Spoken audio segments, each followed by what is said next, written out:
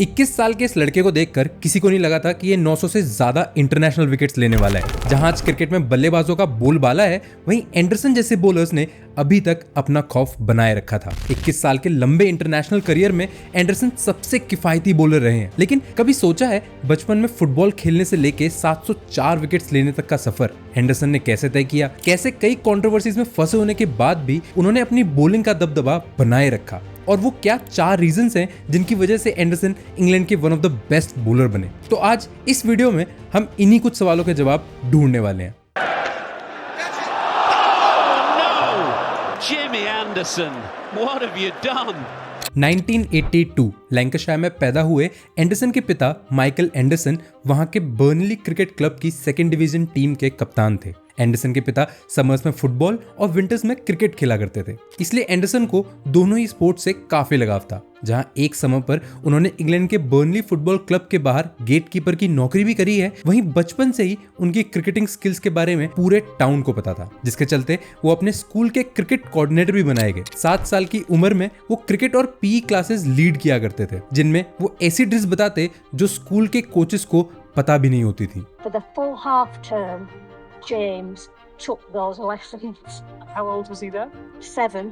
उनके साधारण physical appearance के चलते वो कई बार बुली भी किए गए, लेकिन उनके टीचर्स एंड फ्रेंड्स को बचपन से ही पता था कि he is one two watch. महज 20 साल की उम्र में एंडरसन को फर्स्ट क्लास क्रिकेट में लैंकाशायर के लिए डेब्यू करने का मौका मिला, जिसके चलते एंडरसन इस क्लब के लिए डेब्यू करने वाले सबसे यंगेस्ट प्लेयर बने। मई 2002 में एंडरसन ने सरी के खिलाफ अपना पहला फर्स्ट क्लास मैच खेला, जहां 5 विकेट्स लेकर एंडरसन ने अपनी तेज गेंदबाजी से सभी को बहुत प्रभावित किया। इतना ही नहीं, पहले ही सीजन में सिर्फ 13 मैचेस में 50 विकेट्स लेके एंडरसन ने पूरी काउंटी सर्किट में तहलका मचा दिया था। उनकी स्विंग और सीम होती तेज गेंदबाजी ने हर किसी को चौंका दिया था। और तो और उन्होंने वेस्ट इंडीज के महान बल्लेबाज रॉजर हार्पर को पहली ही गेंद पर आउट करके खूब सुर्खियां बटोरी, जिसकी वजह से वो लैंकाशायर टीम के अहम हिस्सा बन चुके थे। फर्स्ट क्लास क्रिकेट में उनकी दमदार प्रदर्शन के कारण एंडरसन को आखिरकार इंग्लैंड टीम का बुलावा आया। Always wanting to play for England, and then you get that big box of kit, and I was just piling through it, looking at it, it was amazing. It's just an incredible feeling.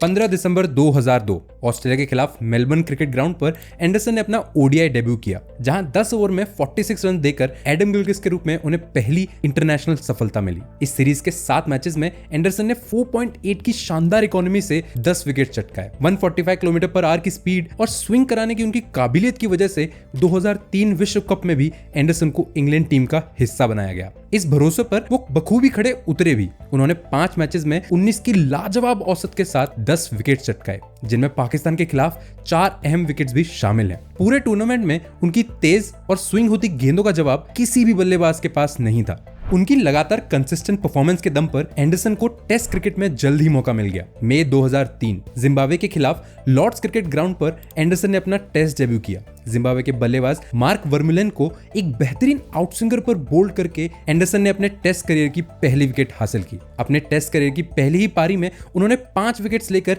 यह बता दिया कि वो एक लंबी race का घोड़ा साबित होने वाले थे। इसी सुनहरी शुरुआत के दम पर एंडरसन इंग्लैंड टीम का अहम हिस्सा बनने लगे थे, लेकिन जैसा हर फास्ट बॉलर के जीवन में होता है, एंडरसन भी इंजरी से ज्यादा बच नहीं सके। स्ट्रेस फ्रैक्चर की चोट के चलते 2005 की ऐतिहासिक एशेज सीरीज में वो सिर्फ एक ही मैच खेल पाए और बचे हुए मैचेस से वो बाहर हो गए। चोट से रिकवर करने के बाद एंडरसन ने इंटरनेशनल क्रिकेट में जबरदस्त प्रदर्शन किया। 2007 से 2010 तक 4 सालों में एंडरसन ने टेस्ट क्रिकेट में 29 की एवरेज के साथ 184 विकेट्स लिए, जहां 2007 इंडिया वर्सेस इंग्लैंड की एक टेस्ट पारी में उन्होंने सचिन, द्रविड़ और गांगुली तीनों के विकेट्स चटकाए। ये बड़ी बात इसलिए थी क्योंकि ऐसा करने वाले वो पहले बॉलर बने। 2009 के होम एशेज में एंडरसन बेहतरीन फॉर्म में थे। अपनी स्विंग गेंदबाजी से उन्होंने ऑस्ट्रेलिया के खिलाफ 12 विकेट्स चटकाकर इंग्लैंड को 2-1 से सीरीज जिताने में अहम किरदार निभाया। फिर आई वो सीरीज जिसने उन्हें ऑल टाइम ग्रेट्स की गिनती में ला खड़ा किया, 2010 एशेज। सीरीज के 5 मैचेस में 26 की बेहतरीन औसत और 3 से भी कम की इकोनॉमी के साथ उन्होंने 24 विकेट चटकाए, जिसके चलते एंडरसन उस सीरीज के हाईएस्ट विकेट टेकर भी बने। ये कहना गलत नहीं होगा कि अपनी कंसिस्टेंट परफॉर्मेंस के दम पर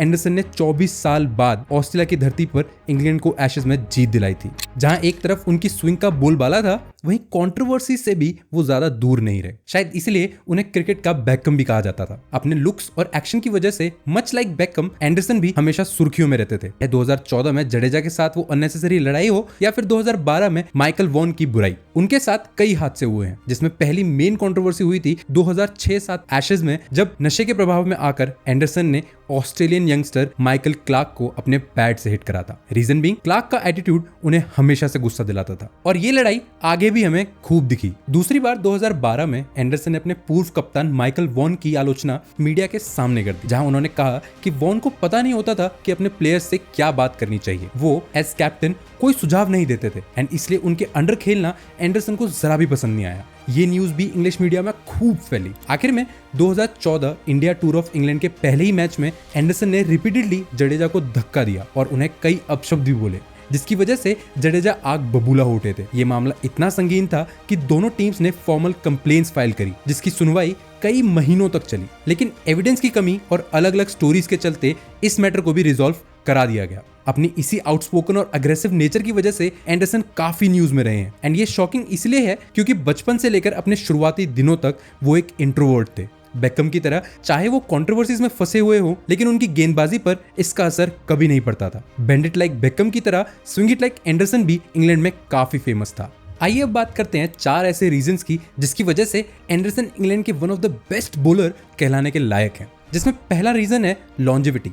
इसमें कोई दो राह नहीं है कि इंग्लैंड सबसे ज्यादा टेस्ट मैचेस खेलती है, सो नेचुरली एंडरसन ने भी लंबे समय तक रेड बॉल क्रिकेट खेला है, लेकिन थ्रू आउट द करियर उनके नंबर्स सिर्फ इंप्रूव ही हुए हैं। उनके करियर को 3 हिस्सों में बांटा जाए तो 2009 तक उन्होंने 44 टेस्ट मैचेस में बॉलिंग कराई है with an average of 35 and economy of 3.4। Next 47 matches में ये एवरेज 27 तक ड्रॉप हो गई थी। 2014 के बाद तो एंडरसन जैसे अलग ही रेस में थे। 97 टेस्ट में ही average 22.5 with an economy of just 2.47। Generally fast bowlers 35 की उम्र के बाद रिटायरमेंट का सोचते हैं, लेकिन आफ्टर टर्निंग 35 एंडरसन ने 224 विकेट्स ली थी और ऐसा करने वाले वो पहले पेस बॉलर है। पिछले दशक में एंडरसन के नंबर्स इतने अच्छे हैं कि आउट ऑफ 16 बॉलर्स जिन्होंने 2014 के बाद 200 विकेट्स लिए, सिर्फ 2 बॉलर की एवरेज एंडरसन से बेटर है। एक है रबाडा और दूसरे हैं अश्विन। इस उम्र में फिजिकल फिटनेस और मेंटल टफनेस को उच्च स्तर पर बनाए रखना बहुत मुश्किल होता है, लेकिन एंडरसन ने ये बखूबी करके दिखाया है। Second reason is all condition champion. अपने शुरुआती सालों में Anderson was a great bowler, लेकिन सिर्फ तब जब कंडीशन उनके फेवर में हो। इसलिए 2013 के एंड तक उनकी घर पे एवरेज वाज 27, लेकिन इंग्लैंड के बाहर यही बढ़ के 37 होती थी। वक्त के साथ साथ उन्होंने अपनी बॉलिंग इंप्रूव करी है, जो डिफरेंस स्टैट्स में साफ दिखता है। पिछले दशक में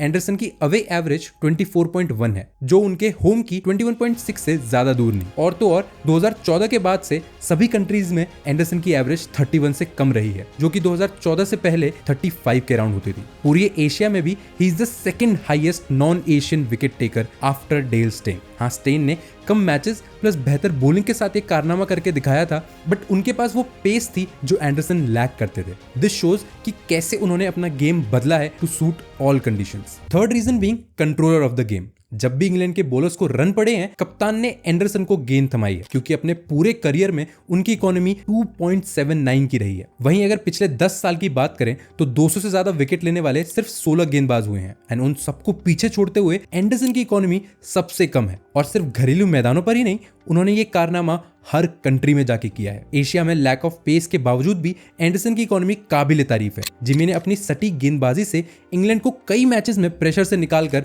गेम का फुल कंट्रोल दिया है। फिर चाहे वो 2021 का चेन्नई टेस्ट मैच हो, 2013 का ट्रेंट ब्रिज या फिर 2006 का Mumbai test match. Before jumping to the last reason, क्या तुम्हें पता है कि एंडरसन ने अपनी बैटिंग से भी रिकॉर्ड बनाए हैं? ये बात है 2014 में भारत के खिलाफ खेले गए एक टेस्ट मैच की, जहां स्टुअर्ट ब्रॉड के साथ जिमी ने 81 रन्स बना के 10वें विकेट के लिए 198 रन्स की लाजवाब साझेदारी करी थी। टेस्ट में 11 बैट्समैन के द्वारा इतना स्कोर करने वाले वो तीसरे खिलाड़ी बने। Coming back to the last reason which is hunting in the pack. Cricket जगत में बॉलर्स की कई ऐसी जोड़ियां रही हैं जिन्होंने अपने ओपोनेंट्स के नाक में दम कर रखा था, चाहे फिर वसीम वकार हो या हरभजन और कुंबले। दिसंबर 2007 में स्टुअर्ट ब्रॉड के रूप में एंडरसन को अपना परफेक्ट जोड़ीदार मिला। इंग्लैंड के लिए दोनों बॉलर्स ने एक साथ 130 टेस्ट मैचेस खेले हैं और इसी दौरान मिलकर उन्होंने 1000 से ज्यादा विकेट चटकाई और 70 से ज्यादा बार 5 विकेट हॉल्स भी अपने नाम किए हैं। इन दोनों गेंदबाजों की बेहतरीन जोड़ी ने इंग्लैंड को कई इंपॉर्टेंट मैचेस में जीत दिलाई है। And that is why Anderson was one of the best fast bowlers of England. चाहे अग्रेशन दिखाना हो या गेम को कंट्रोल में लाना हो, उन्होंने ये काम बखूबी किया है। 41 की एज में अपना लास्ट मैच खेलकर एंडरसन ने ये साबित किया है कि age is just a number. Let us know in the comments कि एंडरसन का नाम सुन के आपको क्या याद आता है।